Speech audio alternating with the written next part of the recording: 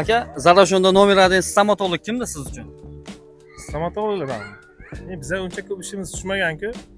Shu 11-mikronda bittasi bor edi-da. Kim edi ya? Umid yoki Alisher? Menimcha Alisher bo'lsa kerak. Qaysi bilmadim, kim bu? 11-19da Alisher aka bor. Ha, 11-19 как раз shu yerda. Aha, rahmat aka. Charchamaysiz. Assalomu alaykum aka. Zarafshonda nomeradagi stomatolog kim siz uchun? Zarafshondagi nomeradagi stomatolog mana Sherzodagi Ha, 628 aka. 28. Sherzodagi Bezat aka. Siz uchun aka? Sherzodagi Bezat aka. Aha, aka sizgacha? 26dagi Bekzod aka. Bezat aka. Rahmat aka. Sog' bo'linglar, charchamanglar. Rahmat aka. Aka, siz uchun Zarafshondagi nomeradagi stomatolog. 7-14dagi aka bu yaxshi. Ha, Qo'zov aka. Ha, shunday.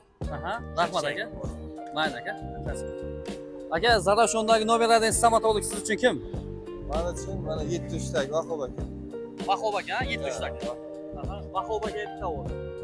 Aka, Zarafshonda nomeradagi stomatolog kim siz uchun? Men uchun Zarafshonda nomeradagi stomatolog 626 da Aziz degan yigit bor. Ham qo'li ham yengil, ham muomalasi ham zo'r. Aziz akaga bitta o'g'il. Machoga ham kiraylik qani? Aniqlaymiz.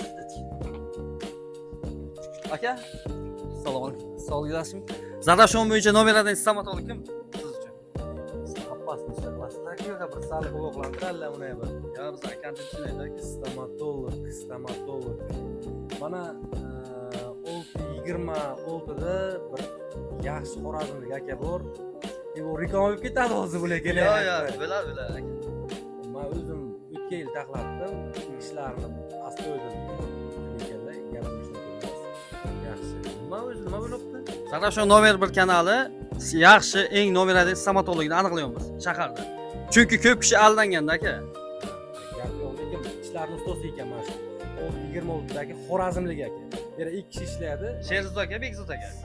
Shunday bo'lsa kerak, otlarini bilmayman lekin точно. Aha, Xorazmlik aka короче. o'sha gap. Rahmat aka. Agar ko'rayotgan bo'lsangiz, respekt, gap bo'lishi mumkin emas. Balki suyakchalarni ham g'ajiyotimiz. Abdushik. Rahmat. Rahmat sizlarga. Siz uchun Zarafshonda nomeradagi stomatolog kim? Kommentariyada o'z fikringizni qoldiring.